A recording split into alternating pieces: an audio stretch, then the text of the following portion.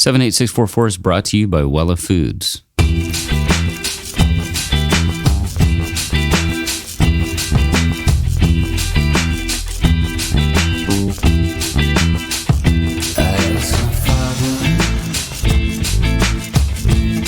I said, Father, change my name. The one I'm using now is covered up with fear, filth, cowardice, and shame. Yes, I'm lover, lover, lover, lover, lover, lover, lover, come back to me. Lover, lover, lover, lover, lover, lover, lover, come back to me. Said I locked you in this body. Welcome to the first episode of Season 2 of 78644. We're shaking things up a bit with a new format on the show.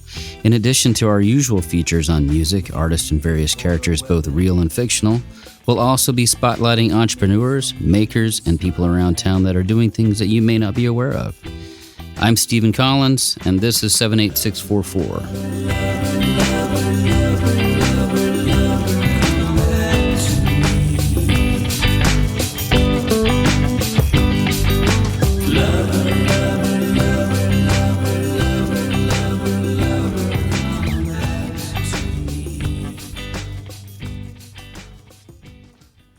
We're kicking off a fresh segment called Hustle and Flow, spotlighting entrepreneurs with unique businesses in our community.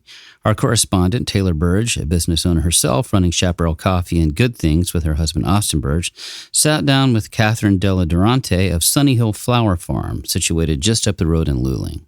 About 80% of all U.S. flowers that you see in your regular grocery store are imported. And these have been treated with chemicals that we don't even allow in the U.S., which is crazy, right? Wow. And so they're very chemically treated. And a lot of people will say to me, it's like, well, my flowers, they didn't last, 3 weeks. And I go, well, because they're not chemicalized. They're not been saturated or put in a curated building. These are natural products. There's a lot of, I think low paid employee rates. And then, the not real product because they've been chemicalized, they put in buildings. You see a lot of dyed flowers. So we're not even seeing natural colors, something that comes from nature. And one thing I've realized is like, wow, these are way more beautiful. So I worked actually in a floral shop for like 2 days because I couldn't do it after that. And I was like, I'm standing here and I'm like, got tons of roses. I have like all these things. And it was like, they're not very pretty. I don't know why. I was like, I love flowers. What is my problem? And I was like, because I didn't grow them and they look nothing like what I can grow from the ground, like the Texas ground. Like I was in the floral industry for like years and I, mostly worked with local and foraged flowers, like different farmers, but I would often have to get those imports as you're saying. And like, especially like roses, whenever we get the roses, I don't even compost them. Like they just go straight into the trash and it gives me like an allergy outbreak. They're so, it is pretty crazy. Like how people they assume that because it's a cut flower that it is this organic, natural material when you're right. Like it's been treated so heavily and the people that grow those flowers are paid poor wages and oftentimes like they're taken advantage of and the whole industry. So many industries are like this, but that industry is one that is very sad. Yes, for sure, absolutely, and it's a beautiful product. So you would think, oh, well, it has good stuff. It's like, well, it may have been sprayed to death. What are you most excited about this year? Okay. Well, lots of things. I cannot wait to start growing. So I've been like itching. And I'm like, I'm putting these in. If I have to cover them because it gets cold, I don't care. One thing that we are really striving for in 2024 is getting the U-Cuts open. So starting in April, all the way through to July, we are opening every Friday night. So this is really something that we're excited to bring open to, rural town, but also to the public. So, people from Austin, San Antonio, New Braunfels. And so we're excited about that. And then in May, we're hosting our second annual Market at the Farm weekend. So this has been something that I didn't think would kind of take flight, but it did. And we just kind of were like, well, let's have this little market. And I had like 15 vendors. I had music, I had food. I don't even know how it happened. It was like a month and a half of planning. And I had like 200 people every night. And everybody came up to me and they're like, I've never been to anything that felt this way. That's awesome. Yeah. And I was like, oh my goodness, this is what we should do. Yeah. So we're hosting our second one May 10th through the 11th. We're getting up to about 30 vendors. We're going to have food trucks and we have music the whole entire time. So like a lot of music. Nothing like flowers and music and food and family. You know, it's always one of those things where this is nature, but we're also in Texas. And if you travel anywhere else, people don't understand how hard it is. And, you know, I was really blessed the first year. We had lots of rain. I was thinking, this is the thing. And the next year, it just hit me. We had like the worst drought. We had grasshoppers eating everything. We also have a major like a caterpillar moth situation. And so those will destroy your plants even before. So what they'll do is they will lay eggs in the middle of the flower and you think, oh, I have all these beautiful flowers. And then the next day there's worms crawling out of everything and it's already gone. Like you're already like eaten alive. So those are some things that I'm like. Did you cry when that happened? Yes, I did. And you would not believe it. So I cut the tops off of every single flower because I was like, I'm cutting back the infestation and that it just didn't work. So that's really tough. You know, and then ants have an issue where when you have an ant pile, it's aerating the soil, which gets air to the roots. So that will damage a plant. You have deer problems. So we don't treat with any kind of like chemical for the deer. What we do is double fencing. You do a fence inside a fence and that protects from the deer, but sometimes, you know. So tell me what kind of like a day, and maybe walk me through like what a day in the life of Catherine looks like. Yeah. So one thing, because and this is a fully operational farm. Yes. Right? Yeah. We do lots of things here. So we have cattle, so we do that as well. So we're utilizing the whole space, which is pretty awesome. But yeah, so day in the life is in Texas, you know, maybe other states you can cut flowers during the day, but Texas, as soon as you cut a flower, hits that sun, it wilts. Like you can almost never get it back. So you have to cut all the flowers for selling before the sun comes up. At least for me, that's how it works. I've tried other ways.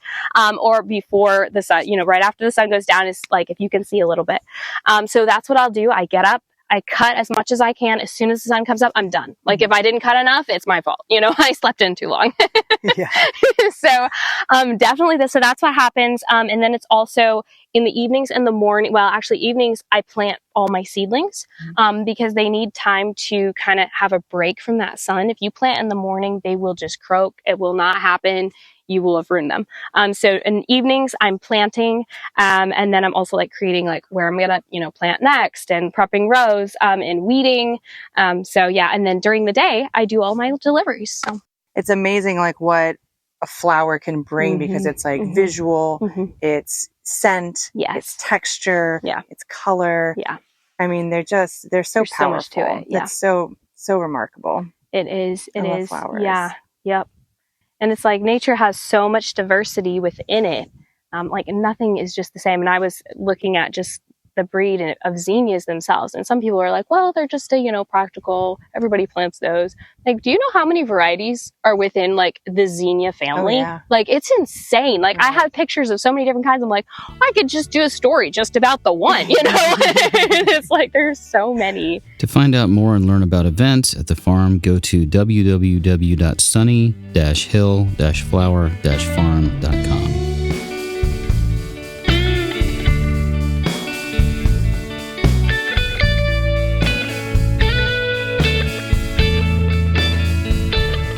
Sandy and Cheryl Dozer have a photography project that they've been doing for several years here in Lockhart, and it's not dissimilar to what we're doing here with 78644, but they're doing it visually by going out and photographing things as they happen in town, and they've really done a fantastic job of getting the soul and the mood of Lockhart as it grows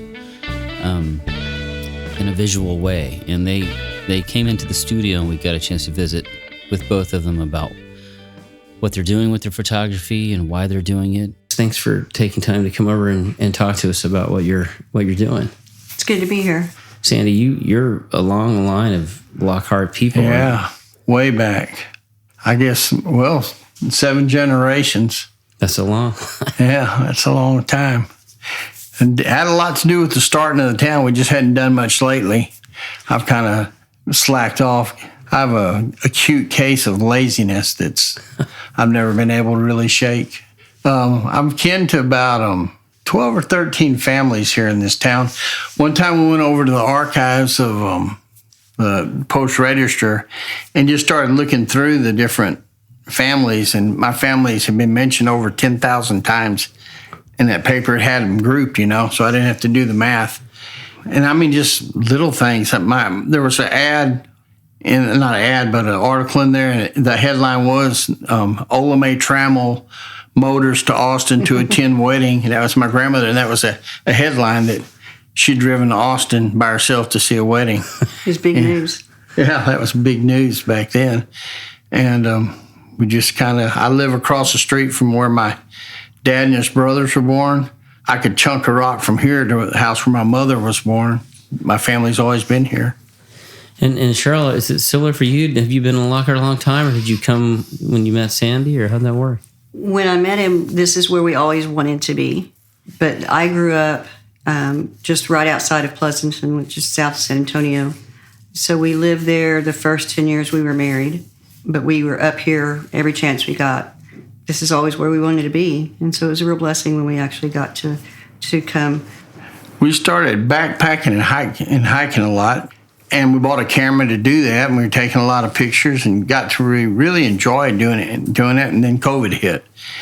And so during COVID, we'd take our camera out, and we'd take turns using it. We'd go out to the state park and hike around and take pictures of people.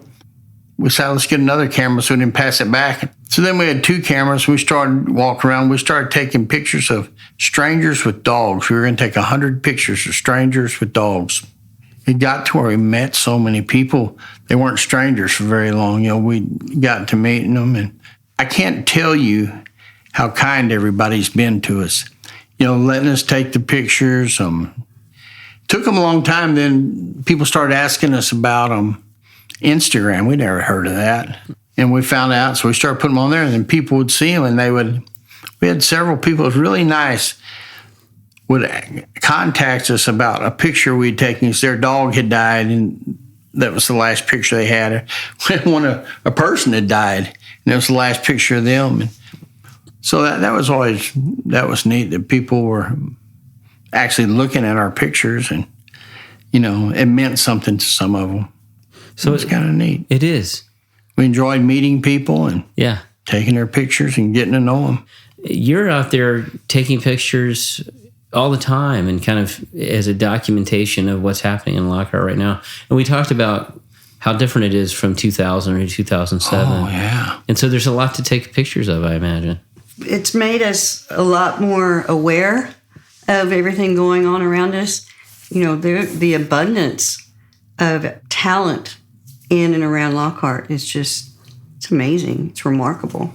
We want to make a book of the people of Lockhart, but just make 2 of them. And we were going to put one at Arts and Craft, just where everybody had just pictures, and they could go in and write on the back stuff about them, who I am, what, cool. And then I thought about maybe talking to them there at the Pearl, and maybe put one there. But it also captures what's happening in town. Like, it's not just people, but it's people in the middle of doing something in town. Yeah. I love that. It's like a journalism kind of thing. Well, there's 2 tables right down there in front of Lupin Lil's. And they're the nexus of the universe. There's always somebody there, and they're always, when you go by, I take pictures of them, they're always in some kind of deep discussion. If I was Taylor and I was going to campaign, I would just sit in one of those chairs at one of those 2 tables every evening, because you'll meet every person in Lockhart before it's over with. That's a good idea. We should tell Taylor that. When we started, and it just kind of happened, we really have experienced a lot of kindness.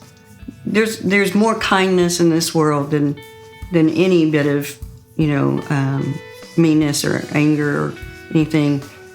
People have just received us in a way that we were not prepared for. And that's just been an amazing experience. To see examples of Maple Street Picks work, follow them on Instagram at Maple Street Picks.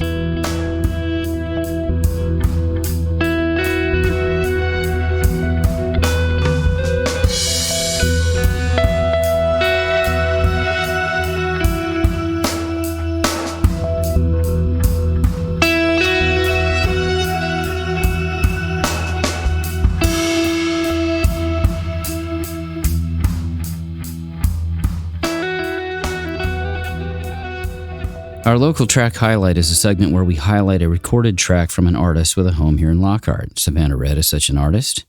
Savannah Red's artistry is a testament to her versatility in effortlessly navigating between spellbinding covers and heartfelt original compositions in the jazz category. She's looking for a gig here in Lockhart, and it'd be cool to hear her and her band play live here in town. This is a song called Howlin'.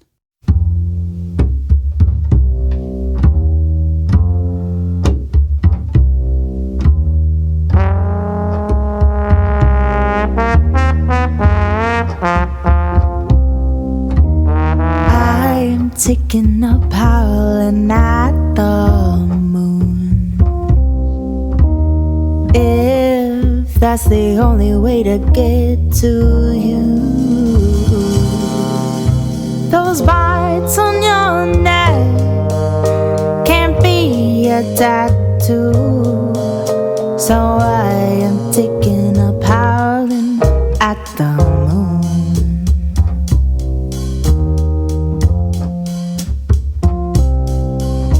You only come out after midnight. Our love can only take its form during the twilight. Nocturnal Prince Charming, could it be too soon for me to start howling at the moon?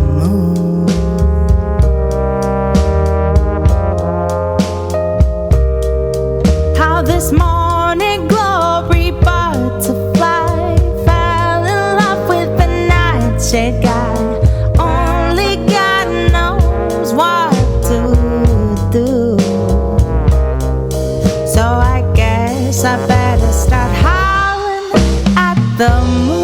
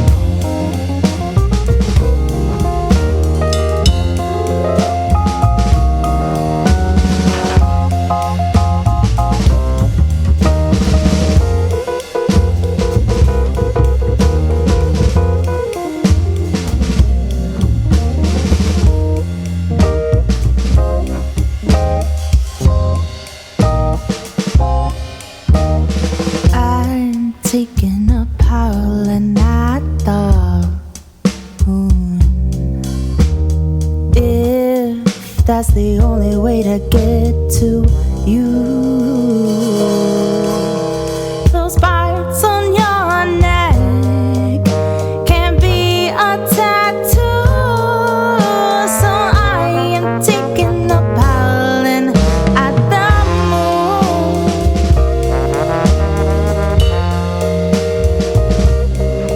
How this morning glow prepared to fly, fell in love with the night she got. Only God knows what to do. So I guess I'm taking up howling at the moon.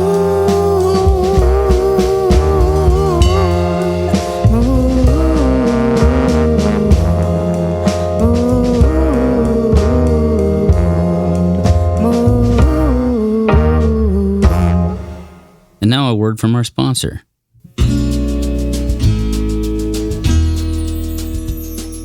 Hey folks, Emily here from Wella, a local family-owned business right here in Lockhart, Texas. We make everyday foods you love, like Thunderbird, superfood energy bars, and our Wella hot cereal, and more, with only clean ingredients and amazing flavors. You can find us at H-E-B, Central Market, Whole Foods, Good Things on the Lockhart Square, as well as ThunderbirdBar.com, WellaFoods.com, and Amazon. Just a reminder that our lineup is regularly featured on our Instagram page and is in our daily stories, the Roundup. For the latest town happenings, tune in to 78644 Podcast on Instagram, where you can learn about our upcoming episodes. We'd also want to remind you about our 78644 Friends program. 78644 Friends are passionate supporters who believe in more than just attending shows. They're all about ensuring that musicians can thrive. By contributing $5 or more each month, you're directly supporting the artists who have graced our podcast. Yes, that's correct. 100% of your donation goes to the musicians in a drawing that we have once a month. Supporting your favorite musicians is as easy as subscribing for $5 or more per month at 78644podcast.com. And as a thank you, you'll gain access to the exclusive 78644 hangs that we have with exciting perks. Now, that's not all. Subscribers get a special link to a password-protected playlist featuring all the original music from our show, including unreleased tracks from Troubadour Image and Sound. And it's your exclusive music hub. So don't miss out on the fun. Sign up today and secure your spot on the invite list and support the amazing musicians who make our podcast special. And always remember to tip the band. Your contribution truly changes lives. Austin Music Love is putting out a local music discovery letter. They will send out the new songs that are released daily by local artists in the Central Texas area, including Lockhart. Plus, you can personalize your newsletter by genre.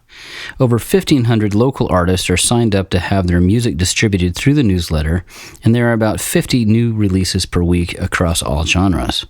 Some of the Lockhart artists included are Augustin Ramirez, Melissa Engelman, Telenovela, R.F. Shannon, Richard Watson, and Parker Chapin. Find out more at austinmusiclove.com.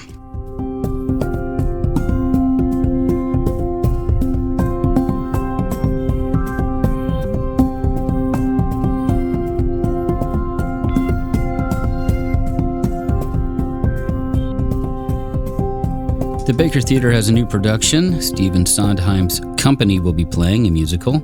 Our theater correspondent, Kara Bliss McGregor, got a chance to catch a rehearsal and speak with the cast and the director.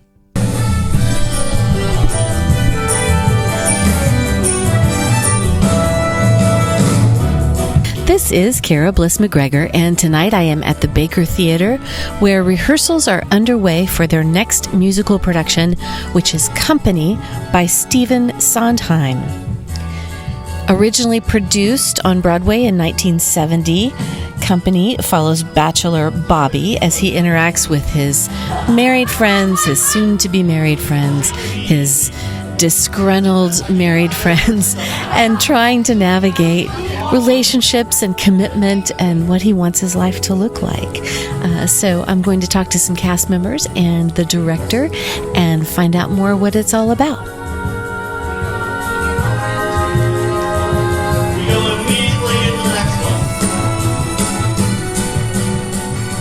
So I am here with two more cast members, Ben Cook and Trinity Adams, and they are contributing their voices and talents to Company.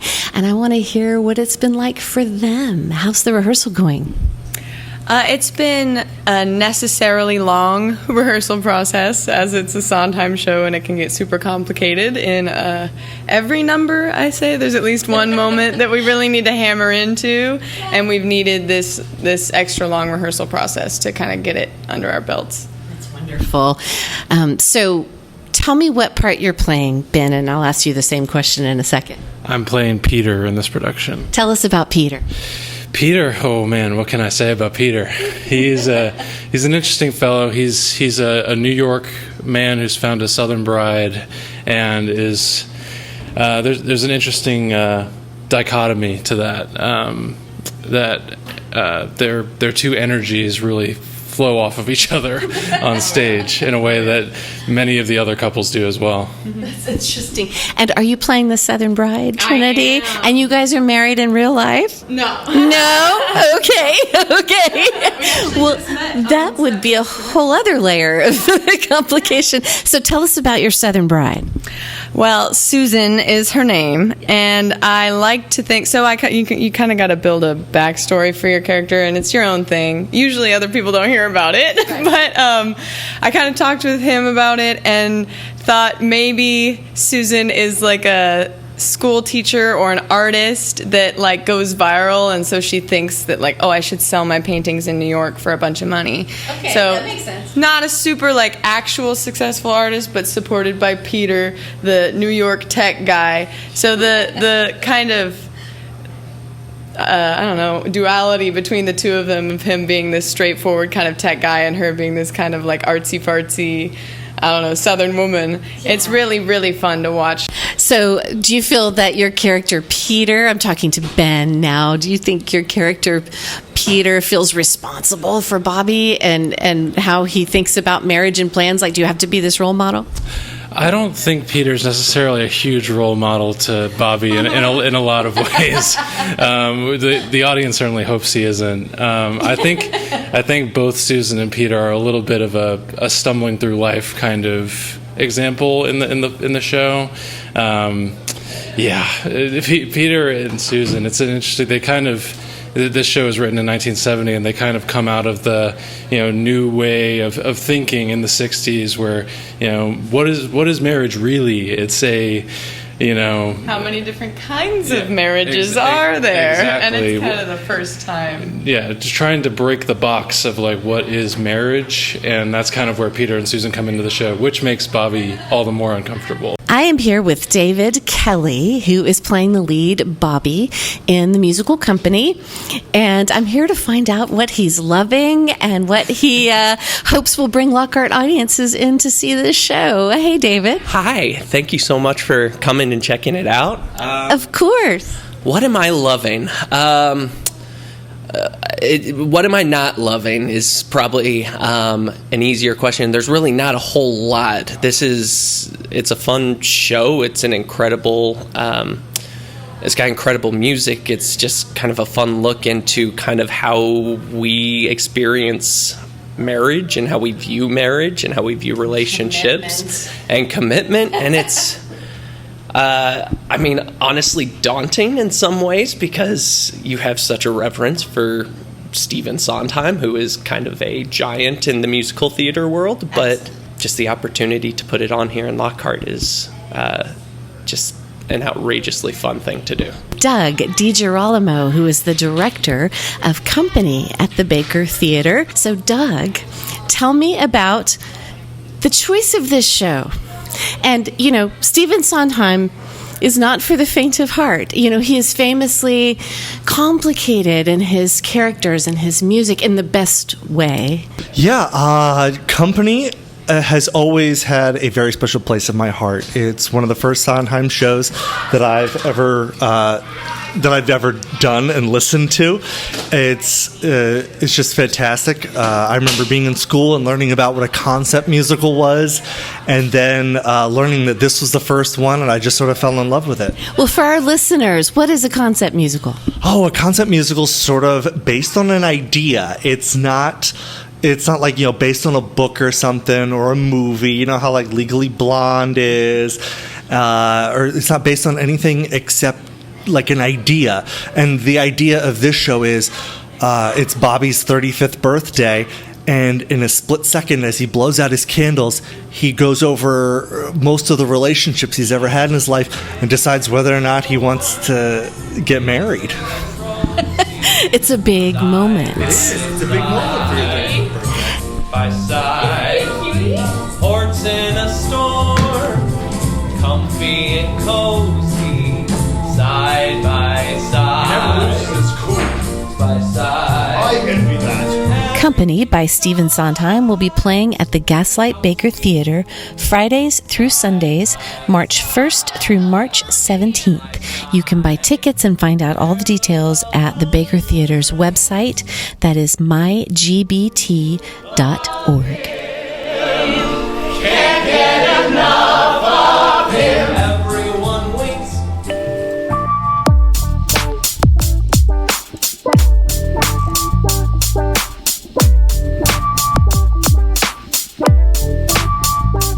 We have a new segment on the show, which is called, on this episode, Off Main Street, but every segment will feature people off Main Street and any other street in Lockhart.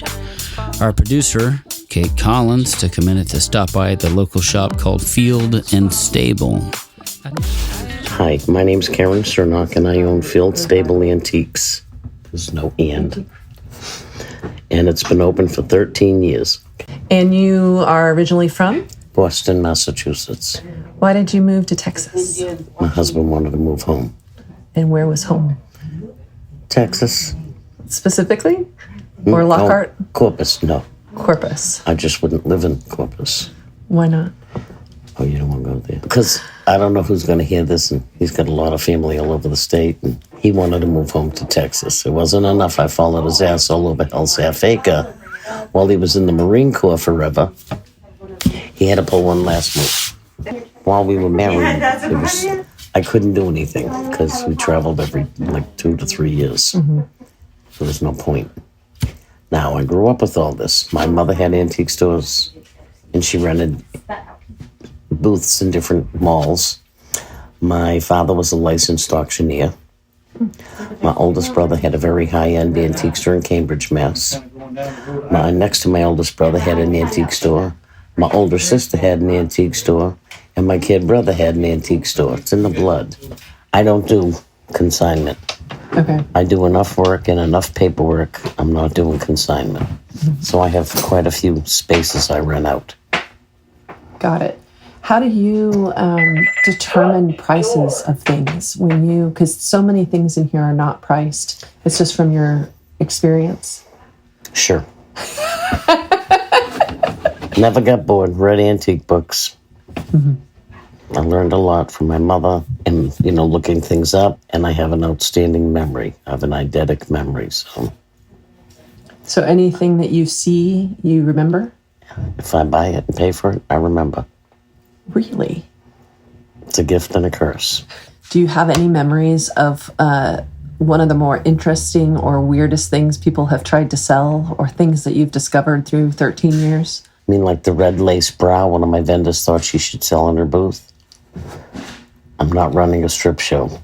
Or the vendor that had an oil painting and wrote out the price tag and taped it to the oil paint itself.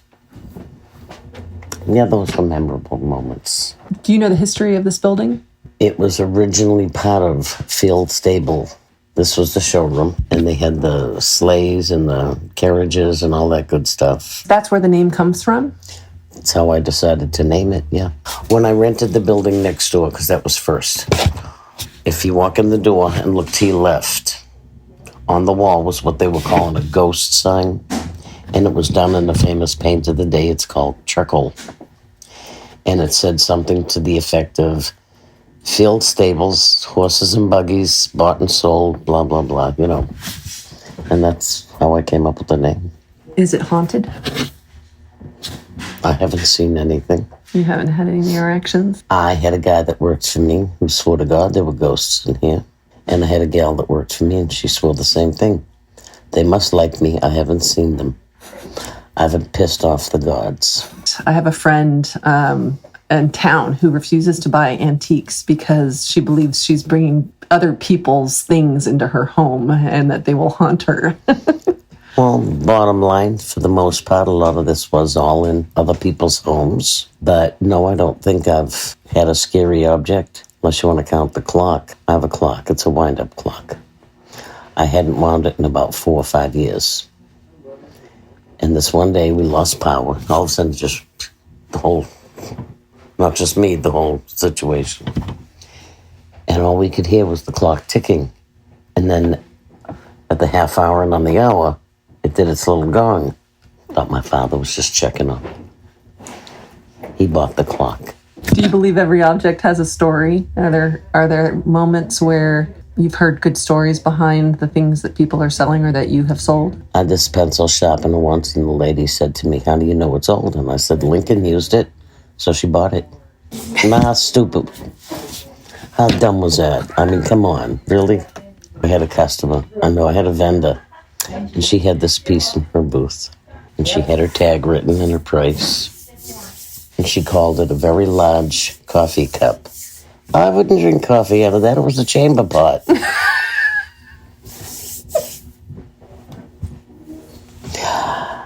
Yeah. What do you think separates you from the other antique stores in town? There's other antique stores in town. Quite a few open, but they're closed. Mm-hmm. I don't know, maybe the fact that I'm open 7 days a week and I stick to the hours. We're always open promptly except on Sunday. Well, on the first Friday of every month starts at 5. And right here at this table that's cleared off and has a clean tablecloth, there are 13 different flavors of homemade, baked from scratch. They're the real deal cheesecakes. Coffee, wine, tea, and it's free. They've gone up in like increments. I started out only making 2. Now this month, February, I actually had 14 cheesecakes. There was 13 different flavors, but 2 of the cheesecakes were the same flavor. It's a good thing I made 2. It was pecan pie cheesecake. Why cheesecake and not pie or cake? Have you always loved cheesecake? I could take it or leave. You can find Karen at the counter most days at Field Stable Antiques at 118 North Main Street, open 7 days a week from 10 a.m. to 6 p.m., and open 7:30 on Fridays and Sundays, 11 a.m. to 6 p.m.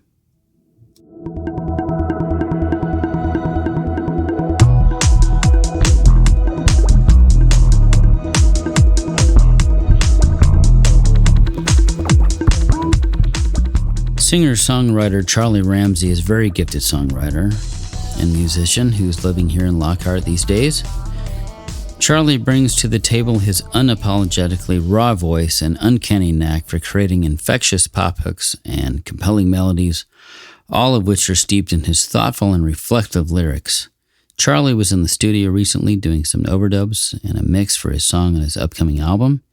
And he joined us in the studio along with his producer, Andy Sharp, to discuss his music and recording techniques on his latest album. Worked with Charlie for probably going on 25 years now. I think the first record we ever did together was the Jesus recordings with John Crosland at Music Lane, where I was a lowly intern. And that was great. And then years later, we came back and we've done this is our 3rd record recording together. Yes, yeah. The second solo album was where Andy was greatly involved. And that was affectionately known as my midlife crisis, where I, after about 10, 15 years of not playing, I decided I wanted to write a full-length album. And so I just sat down and really cranked it out. With Andy's help, kind of shaped things. And I didn't like the word pop, but that's exactly, I kept on going to pop, and now I embrace pop. A lot of my heroes in the Austin scene were pop artists like the Reavers and Girling and Wannabes. And then the most recent one I'm proud of, and this is the February 16th release, in that it's not as selfish. And what I mean by that is I feel like instead of writing for myself, which I absolutely wanted to do, I feel like this one is more to family and friends. So the writing is surrounding, loss and life and the feelings of family And that was super important to me. So I knew to go to Andy. You don't forget what it's like to play music with someone. You pick up right where you left off, and like, you know, he brings songs in, and they're like, "Oh yeah, I remember playing with you. This is fun. This is great." You know, it's like the magic just picks right up. The energy's there already. The way I explain it is that Andy is the most patient man I know. Yeah. And that just that, you know, come in with an idea and just kind of stare at each other for a little bit going, I don't know what this is, but it might be something. So that, you know, I would be in my garage and would piece things together in the garage, and I go, well, this is going to sound horrible. I can't do this. And then again, going back to Andy, you know, and he would take it and be able to say, yeah, this is a clean track. We can use this, or go back and work on it. One of the valuable lessons I've learned from Andy, amongst many things, is when to be quiet and when to listen. You know, the takeaway from me for coming to Lockhart and trying to get back into the music scene is that artists want to be listened to. The difference between Austin and here, you can tell and you can see. And that was really, truly what struck me is sitting in a small bar, listening to a singer-songwriter, and people were listening. They're actually listening, and they were supportive afterwards. And you get that in the open mics in Lockhart. You get that in the community, people walking down the sidewalk. People are supportive, creative, and they want it to work. Andy, let's talk a little bit about the process of production, if you wouldn't mind. Yeah, some of my favorite projects to do are, you know, songwriters without a band. Like, I love recording full bands, of course, where everyone comes in and they sort of have an idea of where they're going. But I also love people that come in that just have this great song and they have no idea where it's supposed to go. You know, take a song as an idea, then you just kind of start building around it. Create so you get to be the band. In Charlie's case, he's extremely open to just whatever, you know. Yeah, some of the songs that you think are maybe runts are actually going to end up being sort of the best songs, and some song that you think is going to be the leader of the record ends up maybe kind of being a, you know, taking a back seat. That's fascinating that happens, but it's true. Yeah. Well, let's talk a little bit about the Lockhart section of this. You were setting it up a bit. Yeah, I mean, it was super important to me to get Lockhart involved, because I do, you know, I want to feel a part of the community, the music community, and so I just started, you know, going to bars and introducing myself, going to open mics and introducing myself to try to grow this. From that came, and this was while I was writing, and so from that came a track called Lockhart Arts. But it was important to me to get local people because it served two purposes. One, I could collaborate with some cool people and make friends along the way, which I feel like I've just started to do. And then two, to try to figure out the music community here and become a part. And it kind of reminds me of San Marcos, you know, in the 90s, 80s and 90s, when that stuff was kind of going on. And so that small town music feel is kind of what I was trying to capture in both the Lockhart R's, which feeds into I think the overall theme of the record, which is family and community. Andy this is years ago, had a kind of a songwriter challenge where you'd bring a title and you have to write a song to that within the month and then push it out to share. And so it was my turn to come up with a difficult title. And so I came up with a difficult title, Helicopters and Horses. And it actually was one of those ones where it just was, I was trying to capture a moment.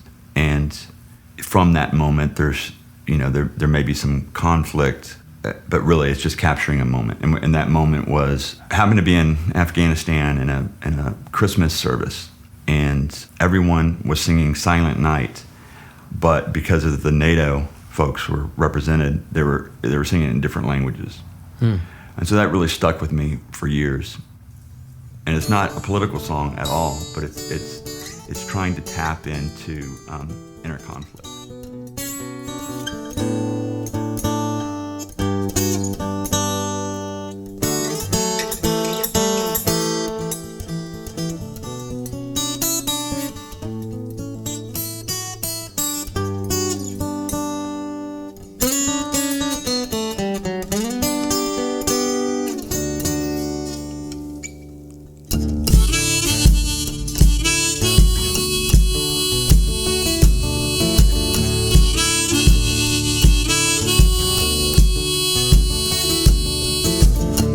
helicopters and horses, AKs and stone, diplomats and mullahs, flesh and bone. Let's all get on the same page. The politicians say, John sink 2 revolutions, one for peace, another call to fight in, out, struggle to find what's love, what's just, what's wrong and what's right. Let's all get on the same page. The poets say, and I believe in country, and that we'll find our way far from our family's porches, helicopters and horses, helicopters and horses.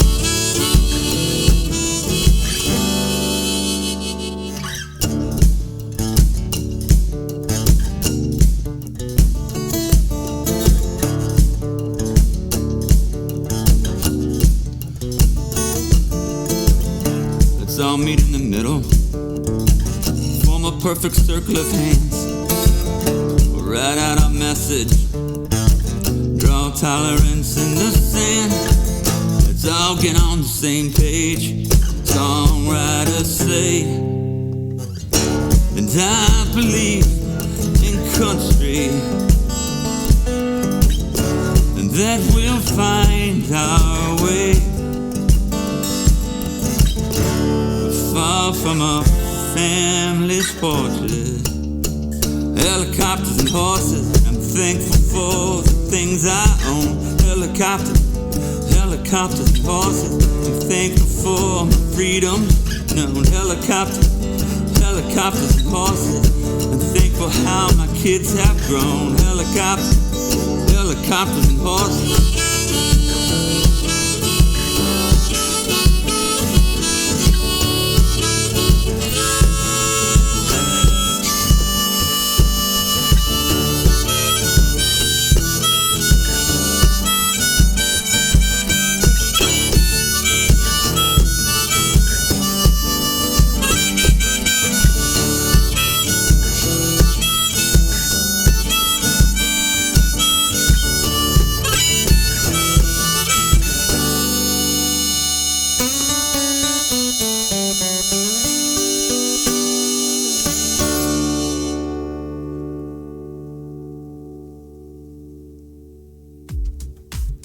We'd like to thank our sponsors, Wella Foods, as well as our in-kind sponsors, Printing Solutions, Willigans Island, Courthouse Nights, The Rock House Airbnb, The Birdie House Airbnb, Gaslight Baker Theater, and Crystal Glaze Photography.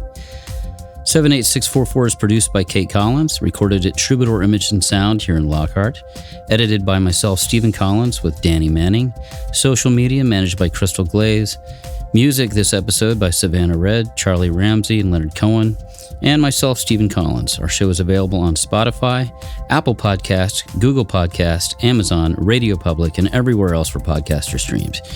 Thanks for listening.